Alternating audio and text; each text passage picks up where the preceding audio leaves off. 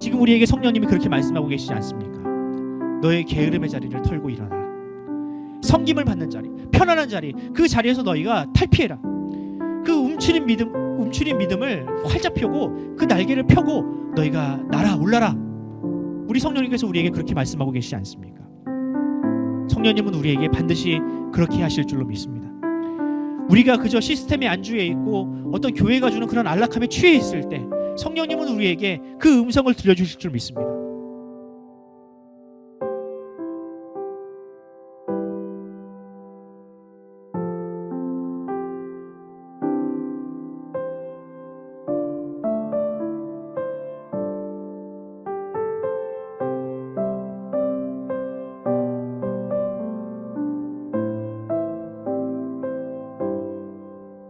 에릭 프롬이라는 사회심리학자가 있습니다. 여러분들도 아마 이름을 한 번쯤 들어보셨을 텐데 사랑의 기술이라는 책을 쓴 유명한 사람입니다. 이 사람이 최근에 한 책을 냈는데 이 책의 제목이 나는 왜 무기력을 되풀이하는가라는 책이에요. 나는 왜 무기력을 되풀이하는가. 왠지 한번 읽고 싶죠? 좀 어려워요. 이 책에서 에릭 프롬은 현대인들이 열심히 산다, 정말 열심히 살기는 하는데 그런 삶에 질문을 하진 않는다라는 이 제안을 합니다. 이야기를 해요. 이게 무슨 말인가 하니까 자신이 진짜로 원하는 것을 위해서 자신이 살고 있는 것인지 아니면 내가 원하는 삶이 정말로 무엇인지에 대해서 고민하지 않는다라는 거예요. 또 혹은 고민할 시간조차도 없다라고 이야기를 합니다. 그냥 세상이 원하는 모습이 내가 원하는 모습이겠거니라고 그 정도 타협을 하고 그렇게 생각을 하고 살아간다는 겁니다. 그래서 사람들이 인정하고 원하는 대학, 부모님이 원하는 대학, 사람들이 인정하는 이 직장에 다니면서 아, 이것이 나의 행복이다라고 그렇게 타협하고 생각하고 살아간다라는 것이죠. 하지만 그것이 진짜로 내가 원하는 것이 아니기 때문에 사람은 쉽게 지치거나 무기력해지거나 또 혹은 탈진에 빠질 수밖에 없다라고 이야기를 합니다. 저는 이 에릭 프롬의 의견에 이야기에 전적으로 동감하는 편입니다. 문명이 발전하고 이 도시 시스템이라는 것이 고도화되면 될수록 한 개인의 가치는 점차 소외당할 수밖에 없습니다. 개인은 한 개인으로서가 아니라 그냥 사회 구성원, 시스템의 일부, 그냥 마치 톱니바퀴와 같은 나사 조각 하나와 같은 그런 가치로 전락하게 된다라는 거예요. 그러니 자연스럽게 이 무력한 자신을 큰 시스템에 맡기고 또 혹은 그것에 적응하면서 살아갈 수밖에 없다라는 거죠. 이런 문제의식은 과거 산업혁명 이후로 시대 이후로 계속 꾸준히 제기되어 왔습니다. 그 당시 산업혁명 시대에 굉장히 유명한 영화 배우이자 또 코미디언이었던 여러분들 잘 아는 찰리 채플린이라는 사람이 이런 영화를 찍었어요. 모던 타임즈라는 영화를 찍었습니다. 여러분들도 아마 이제 한번 본 적이 있을 텐데 이 영화가 우리에게 주는 의미가 뭐냐? 이 세상이 지금 굉장히 발빠르게 돌아가고 톱니바퀴처럼 이제 살아가고 있는데 진행되고 있는데 한 사람의 개인은 그저 그 시스템의 일부에 불과하고 하나의 부속품에 지나지 않은 그런 세상이 되어가고 있다라는 메시지가 바로 이 영화에 담겨 있습니다. 그럼 이 문제가 비단 세상에만 일어나는 문제일까? 아닙니다. 교회도 똑같은 시스템과 문제를 가지고 있습니다. 교회도 어떤 도시처럼 굉장히 큰 양적인 부흥, 양적인 어떤 그 성장에 굉장히 치중하던 시대가 많았죠. 고도로 발전한 세상의 시스템을 그대로 가져왔습니다. 그래서 세상이 그런 방식으로 성공을 하고 또 문명을 일고 왔으니 교회도 한번 그 시스템을 적용해보자 해가지고 그런 시스템들을 가지고 교회에 도입을 했어요. 예를 들면 이런 거죠. 상명하복의 지휘체계 또 혹은 숫자로 수치화된 성과주의는 이 이윤을 극대화하는 가장 효과적인 방법인데 이것을 바로 교회가 가져왔다라는 겁니다. 이런 시스템에 사람들은 굉장히 익숙하기 때문에 이것이 교회에 들어와도 별다른 거부감을 느끼지 못했어요. 어쩌면 당연히 그래야 한다라고 생각을 했던 겁니다. 어떤 목회자라든지 어떤 리더들에게 책임을 이양하고 그들이 그 책임을 다하지 못하거나 혹은 성과를 내지 못하면 갈아치우고 마치 성도들은 그저 예배에 와서 주주총회에 참석한 주주들 마냥 그렇게 팔짱을 끼고 그냥 방관을 하고 그냥 관람을 하면서 신앙생활을 하는 것이 너무나도 당연하게 생각을 했다는 거예요. 그저 사람만 많으면 되는 거죠. 사람만 많이 모아놓으면 그 사람이 어떤 이야기를 하든 설교 시간에 무슨 이야기를 하든 모든 것이 다 용인되던 시대가 있었다라는 겁니다. 오늘 우리가 묵상한 이 본문은 과연 교회가 그런 방향으로 가도 좋은 것인지 과연 괜찮은 것인지에 대해서 의문을 제기합니다. 교회란 과연 무엇인가? 교회는 세상과 과연 어떤 차별성을 가지고 있어야 하는가에 대한 이야기가 오늘 본문에 담겨 있습니다. 그래서 오늘 본문을 통해서 한번 우리의 신앙을 한번 점검해보고 과연 우리가 꿈꾸는 교회, 우리가 몸담고 있는 교회는 어떤 방향으로 가야 하면 좋을지 우리가 한번 고민해보는 시간을 가져보도록 하겠습니다. 우리에게 익숙한 한 왕이 있습니다. 함무라비라는 왕입니다. 함무라비 왕. 여러분들도 아마 역사 시간에 배웠을 텐데 이 사람이 굉장히 유명한 책을 하나 냈잖아요. 바로 함무라비 법전이라는 책입니다. 그 당시 바벨론이라는 시대에 적용됐던 법인데 이 법의 가장 큰 모티브는 이겁니다. 눈에는 눈, 이에는 이. 동해보복법이라는 법인데 이것을 국가에 적용을 했고 최초로 적용을 했고 또 그것을 문서의 형태로 남긴 왕이 바로 함무라비라는 왕입니다. 그러면 이 바벨론 이전의 시대에는 법이 과연 없었을까? 아니요. 법은 어느 시대에나 있었습니다. 사람이 있는 곳이라면 언제나 법이 있었어요. 심지어는 사람이 타락하기 이전에도 법이 있었어요. 하나님께서 아담과 하와를 창조하시고 그들을 에덴에 두셨죠. 그리고 그들에게 롤을 맡기셨어요. 하나의 역할을 맡기셨어요. 동산지기, 동산을 관리하는 역할. 그런데 그들이 해야 할 것은 딱 한 가지였습니다. 뭐냐? 바로 동산 중앙에 있는 선악을 알게 하는 나무는 절대로 먹어서는 안 됐습니다. 이것도 법이죠, 여러분들. 그리고 또 어떤 법이 나옵니까? 사람이 이제 범죄한 이후에 가인이 아벨을 쳐 죽였잖아요. 가인이 나도 그렇게 죽임을 당할까 봐 두려워하고 있는데 하나님께서 그 가인에게 어떤 법을 주십니까? 세상에 가인을 죽이는 자는 앞으로 7배나 그 벌을 더할 것이다. 이것도 역시 마찬가지로 하나님께서 남기신 또 다른 법입니다. 이처럼 세상이 고도화되면 될수록 또 혹은 사람들이 많아지면 많아질수록 법은 점차 촘촘해지고 더 훨씬 더 많이 늘어나게 되었습니다. 왜냐하면 변수가 많아지거든요. 사람이 다 똑같아 보여도 사람마다 다 경우가 다르고 만나는 사람마다 시너지가 다르기 때문에 그 사람들을 통해서 정말 다양한 범죄와 또 다양한 사건들이 일어나게 된다고요. 그러니까 점차 사람이 많아지고 도시에 사람이 많이 모이면 모일수록 더 촘촘한 법, 더 사람들의 어떤 경우의 수를 예측할 수 있는 법들을 만들어내야 그 사회가 안전할 수 있다는 겁니다. 함무라비는 바로 최초로 이런 시도를 했던 사람이라는 거예요. 그는 법으로 사람들의 죄성을 다스렸으며 사람들이 많이 모여도 안전할 수 있는 도시라는 시스템을 그는 만들게 되었습니다. 여러분, 이처럼 법, 시스템은 도시를 만듭니다. 법이 있으므로 사람은 더 큰 죄를 저지르지 않을 수 있고요. 법이 있으므로 사람은 범죄로부터 안심하고 살아갈 수 있게 됩니다. 법이 있으므로 더 많은 사람들이 도시의 수용이 가능하게지고요. 법이 있으므로 도시는 더 큰 일을 할 수가 있습니다. 더 큰 일을 할 수가 있다고요. 왜? 돈이 많으니까. 바벨론이 이 법을 통해서 큰 도시를 이룬 이후에 그들이 한 사업이 있습니다. 뭐였습니까? 바로 높은 탑을 쌓는 일이었어요. 높은 탑. 왜냐하면 그들이 집단적인 트라우마를 갖고 있기 때문에 그래요. 대홍수라는 사건을 전 인류가 겪었는데 이 트라우마가 아직 남아있는 겁니다. 그래서 높은 탑을 쌓아서 혹시라도 있을 하나님의 또 다른 심판에 그들은 대비한 겁니다. 그것으로 말미암아 자신을 구원하려고 한 거죠. 하나님은 이 바벨론의 시도를 지켜보고 계셨습니다. 하나님은 딱히 이것을 선하다 악하다라고 이야기하진 않지만 이 그들의 시도를 무산시키는 것을 보면 분명히 하나님의 뜻과는 무언가 어긋나는 것이 있는 것 같아요. 무엇이 하나님께서 그렇게 도시를 형성하고 사람들이 모여 사는 것이 마음에 안 들으셨을까? 여러분들이 도시에 살면서 느끼는 바로 그거예요. 여러분들도 다 도시에 살고 있잖아요. 뭐 하남시, 뭐 서울시, 뭐 저는 남양주시 다 도시에 살고 있습니다. 그런데 여러분, 이렇게 큰 도시에 사는 것이 과연 무조건 사람에게 좋은 것일까? 도시에 살면 편하죠. 뭐 병원도 가깝고 마트도 가깝고 굉장히 편합니다. 인터넷도 빠르고. 하지만 도시에 살다 보면 잃어버리는 것들이 굉장히 많아요. 한번 볼까요? 어떤 것들을 잃어버리는지. 첫 번째, 도시가 커지면 사람들이 개성을 잃어버리게 됩니다. 개성. 대부분 사람들이 도시에 살면서 유행을 쫓아갑니다. 같은 것을 입고 같은 머리 모양을 하고 같은 말투를 써요. 점차 사람의 개성이 사라지게 됩니다. 두 번째, 사람은 도시에 살면 그 가치가 줄어들게 돼요. 우리는 도시에 살면서 정말 수많은 사건들을 경험하지 않습니까? 많은 사람들이 죽어나가요. 많은 사람들이 교통사고로 죽고 또 혹은 깔려 죽어요. 하지만 그것이 당장 내 주변에 일어난 일이고 불과 몇 킬로 밖에서 일어난 일임에도 불구하고 그것에 대해서 무감각해집니다. 왜? 사람의 가치가 그만큼 줄어드니까. 또 도시가 커지면 커질수록 이웃과의 관계가 단절됩니다. 아이러니죠. 사람들이 굉장히 많이 모여서 사는데 내 주변에 누가 사는지 몰라. 내 아랫집에, 내 윗집에, 내 옆집에 누가 사는지 모르게 됩니다. 왜? 너무 많다 보니까. 익명성이 묻히게 되는 거죠.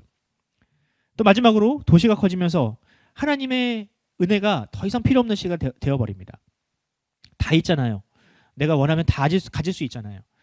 우리 집에서 우리가 원하는 것들을 다 받아서 우리가 뭐 요리해 먹고 뭐 밥해 먹고 다 할 수 있잖아요.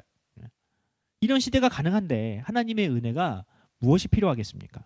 하나님께 무엇을 구할 것이 있겠습니까? 거기에 하나님의 은혜의 원리가 작동될 여지가 과연 있겠습니까?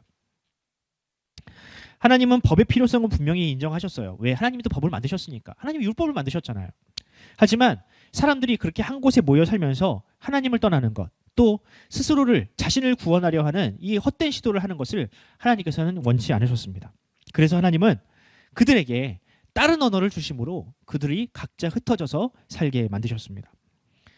왜 하나님은 하필 언어를 하셨을까? 뭐 그들에게 다른 방식으로 흩어지게 하는 방법이 분명히 있을 텐데 왜 그들에게 다른 언어를 주셨을까?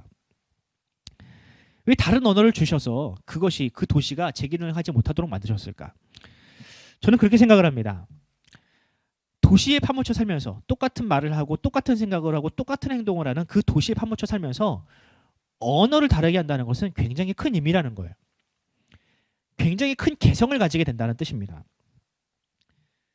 한 도시에 파묻혀서 개성을 잃어버려 가고 있는 그들에게 개성을 주시고 고립되어 가는 것을 막으셨다는 거예요. 왜냐하면 그것은 하나님의 창조 목적이 아니기 때문에 그래요. 우리가 생각하는 것보다 하나님은 훨씬 더 다양성을 추구하시는 분입니다. 왜냐하면 하나님도 그렇게 다양하신 분이기 때문에 그래요. 하나님이 다양한 분이다. 무슨 뜻이냐? 우리는 하나님을 한 분이라고 믿잖아요. 맞습니다. 하나님은 한 분이시지만 우리가 또한 믿어야 될 것이 무엇이냐면 하나님께서 삼 위로 계시는 분이라는 사실을 우리가 잊어서는 안 돼요. 하나님은 삼 위로 계십니다. 성부, 성자, 성령 하나님으로 계시죠.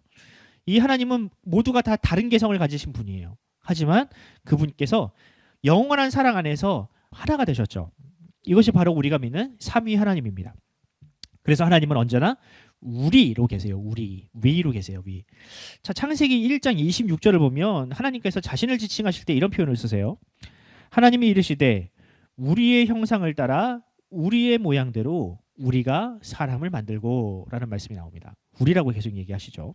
또 창세기 11장 7절을 보면 자, 우리가 내려가서 거기서 그들의 언어를 혼잡하게 하여 그들이 서로 알아듣지 못하게 하자 하시고 아멘. 여기도 마찬가지로 우리라는 표현이 나옵니다. 이처럼 하나님께서는 삼 위로 계신 하나님께서는 이 세상을 창조하실 때 그분의 형상대로 우리를 만드셨어요. 남자와 여자로 만드셨잖아요. 한 종류의 인간으로 만들지 않으셨잖아요. 남자와 여자로 만드셨습니다. 또 뭐 태초에는 그렇지 않았을지 모르겠지만 지금은 어때요? 사람이 뭐 흑인, 백인, 황인 다 다르잖아요. 네. 하나님은 그것도 괜찮다고 보시고 그냥 냅두십니다. 이처럼 여러분들 하나님은 다양성 안에서 하나님의 어떤 형상을 드러내시는 분입니다. 그러므로 우리는 자신의 개성, 나의 나됨을 포기해서는 안 되는 거예요. 군중 속에 묻혀서 게을러져서는 안 되는 거예요. 또 사람과 소통하는 것을 우리가 포기해서는 안 되는 거예요. 왜? 하나님께서 이미 그렇게 사랑하고 계시고 관계를 맺고 계시기 때문에 우리 역시 하나님의 형상을 가진 우리 역시 그런 관계를 포기해서는 안 된다는 겁니다. 이웃을 사랑하는 것을 우리가 멈춰서는 안 되고요. 더불어 함께 살아가는 법을 우리가 결코 포기해서는 안 된다는 겁니다. 왜냐하면 그것이 우리가 지음받은 목적이기 때문에. 하나님은 우리가 그 형상대로 살아감을 통해서 우리를 통해서 영광을 받으시기 때문에. 하지만 바벨론은 이것과 정확하게 반대되는 곳을 지향을 했습니다. 그들은 높은 탑을 쌓기 위해서 개인의 인격과 개성을 말살했어요. 왜? 한 가지 목표를 위해서 너희가 다 꿇어라 이거죠.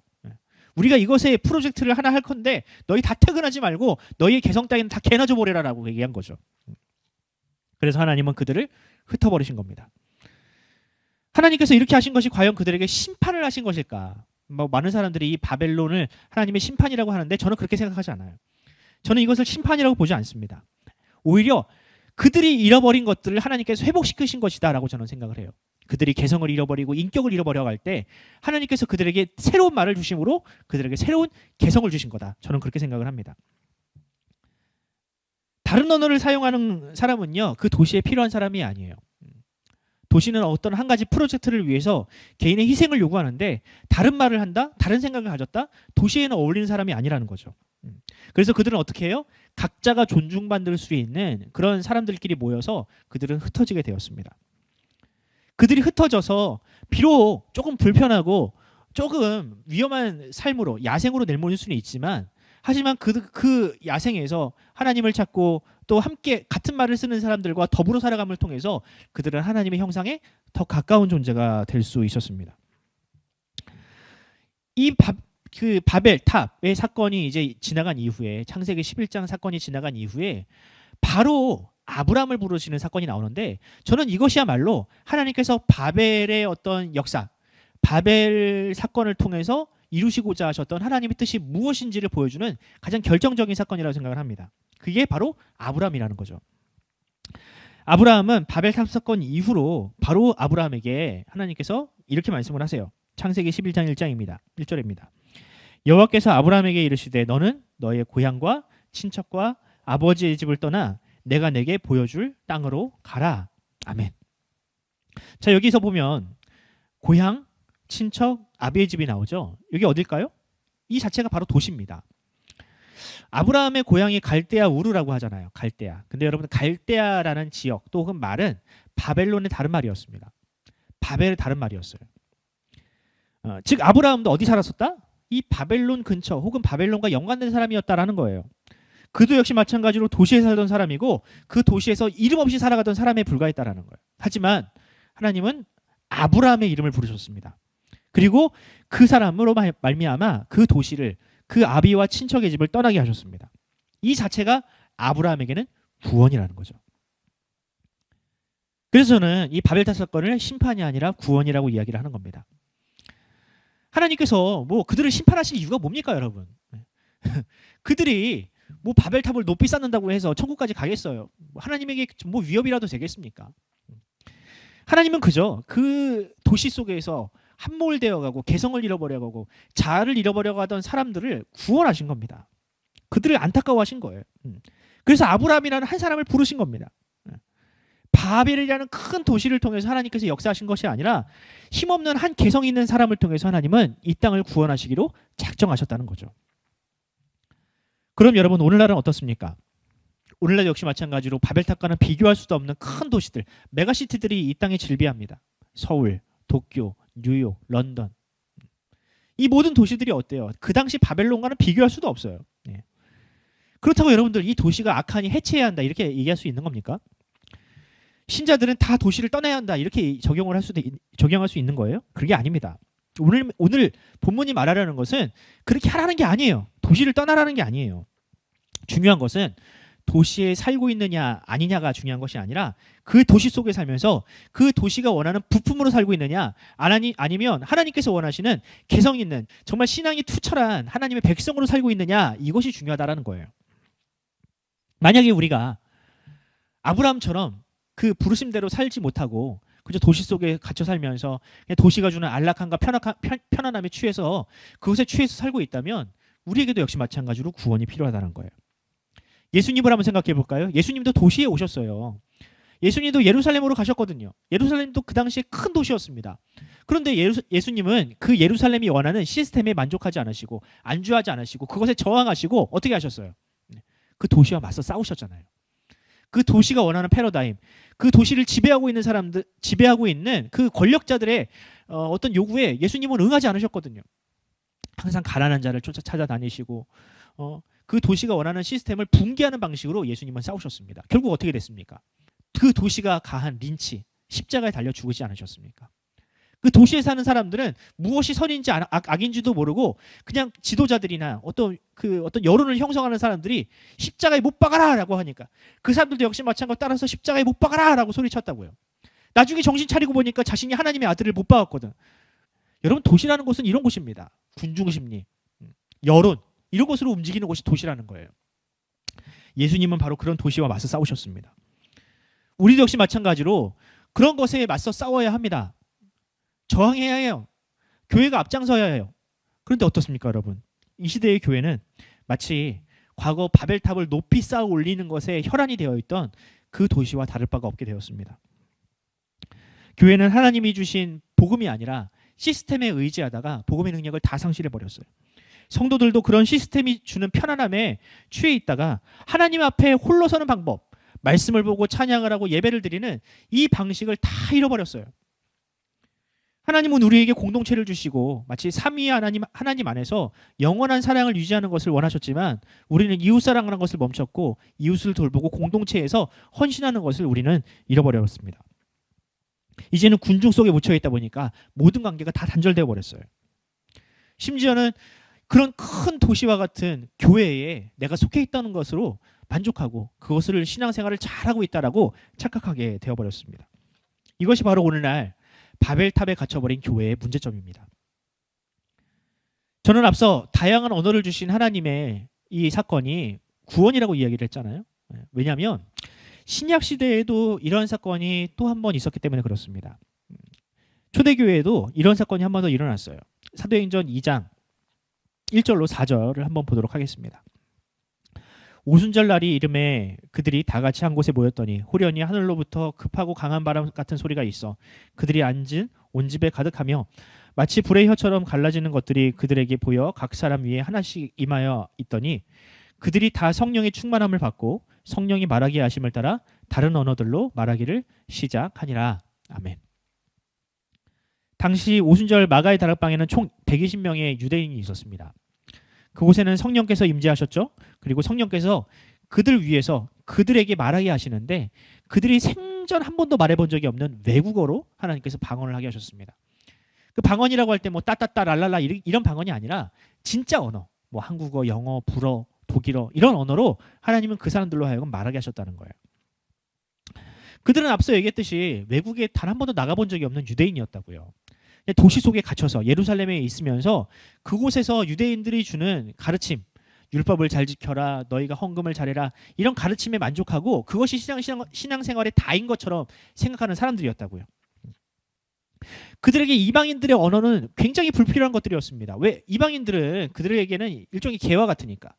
개와 같이 그냥 이 정말 타락한 것들이고 천한 것들이니까 이방인들의 언어를 배울 이유가 없었다고요. 하지만 그들에게 하나님은 이방인들의 언어를 말하게 하셨습니다. 그 이후에 어떤 일들이 일어납니까?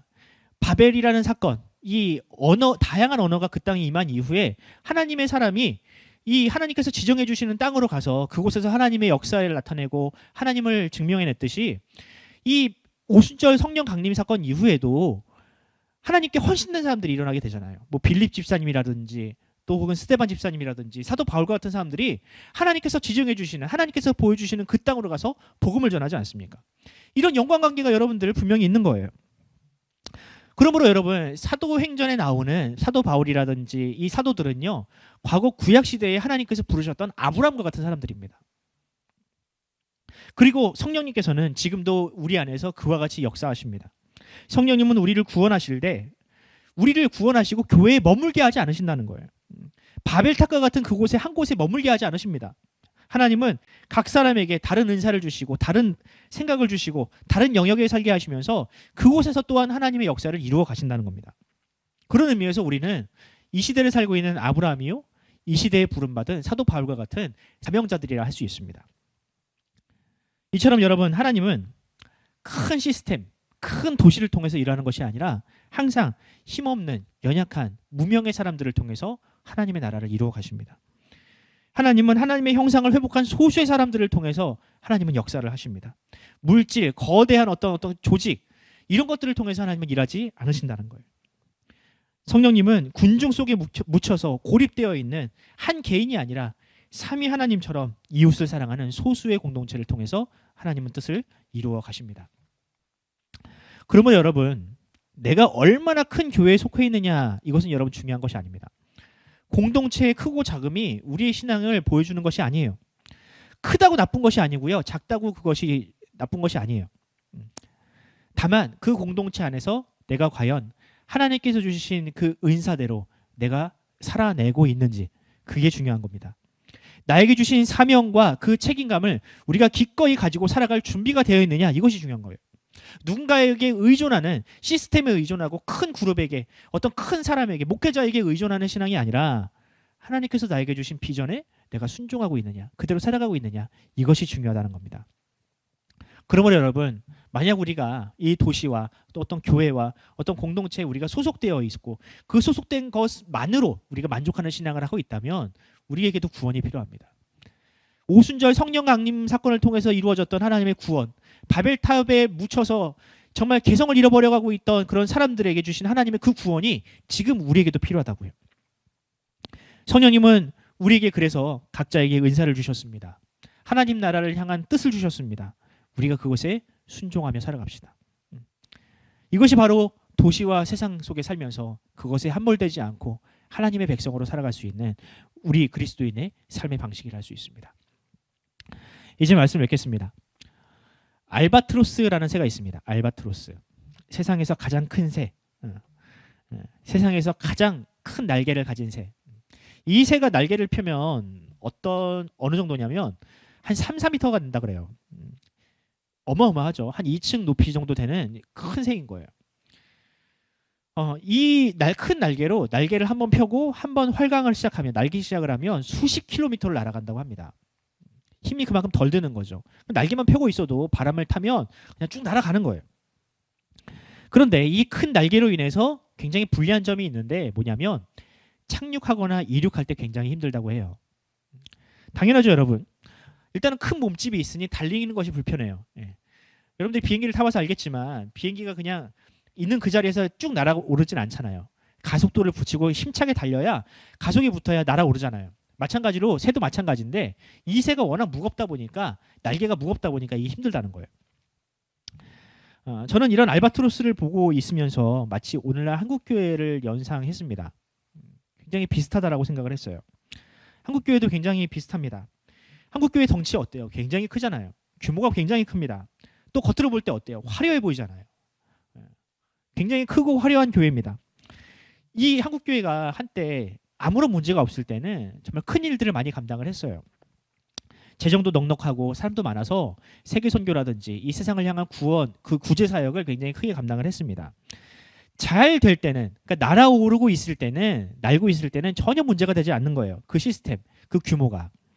그런데 알바트로스처럼 한번 땅에 떨어진 다음에는 이것을 다시 어떻게 날아오르는지 그 방법을 모르고 있는 게 문제예요. 지난 3년 동안 우리는 코로나라는 이 큰 문제 앞에서 모두가 다 땅바닥에 붙어 살았습니다. 뭐 기업이라든지 자영업자라든지 전에 경험해보지 못한 이 문제로 인해서 그 시스템이 완전히 망가져 버렸잖아요. 예전에는 잘 돌아가던 그 시스템이 더 이상 움직이지 않게 되었잖아요. 교회도 마찬가지였죠. 교회 시스템이라는 것은 사실 사람입니다. 사람들이 많이 있어야, 모여야 그 시스템이 돌아갈 수 있게끔 이 교회 시스템은 그렇게 흘러가는데, 이거 뭐 사람이 와야지, 또 사람이 헌신을 해야지 그 시스템이 흘러갈 텐데 완전히 그 시스템이 완전 망가져 버렸잖아요.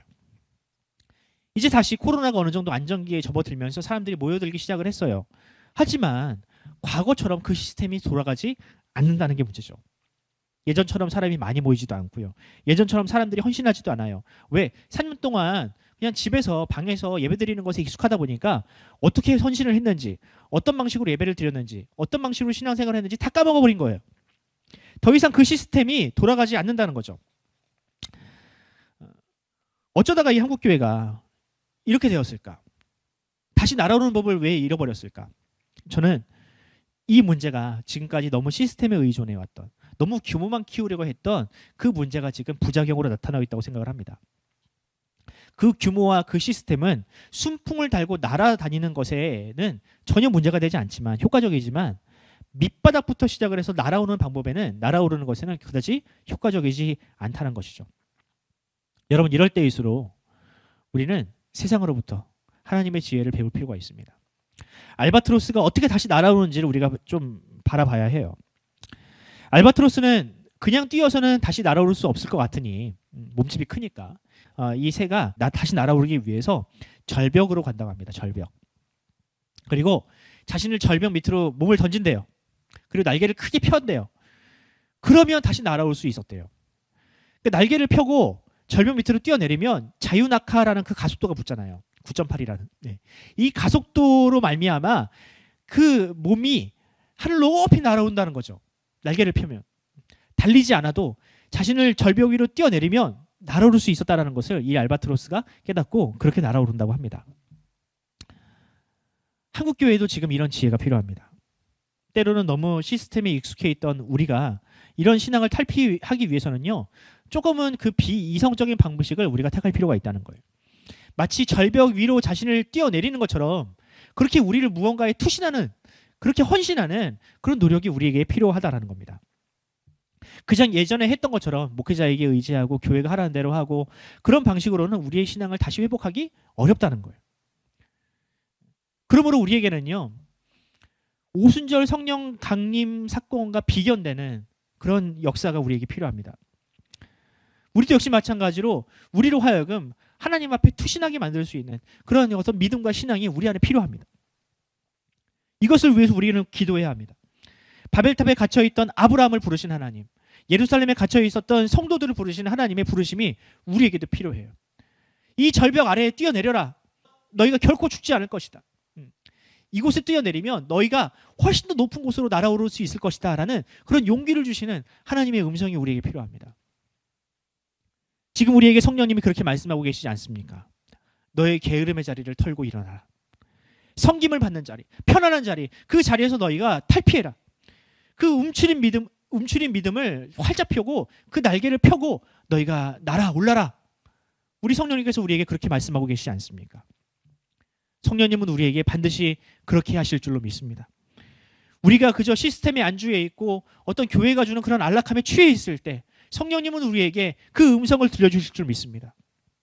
그러므로 사랑하는 성도 여러분, 청년 여러분, 우리 모두 한 사람을 소중하게 생각을 하시고 그 한 사람을 구원하시기 위하여 이 땅에 오신 예수님의 그 십자가를 생각을 합시다. 우리를 구원하시기 위해서 그 거대한 도시와 맞서 싸우시고 우리에게 그 구원을, 그 큰 구원을 안겨주신 그 예수님을 생각을 합시다. 그리고 우리에게 새로운 생각, 새로운 개성, 새로운 자아를 주시는 그 성령님의 은혜를 우리가 사모합시다. 그 음성을 들읍시다. 그 음성에 순종합시다.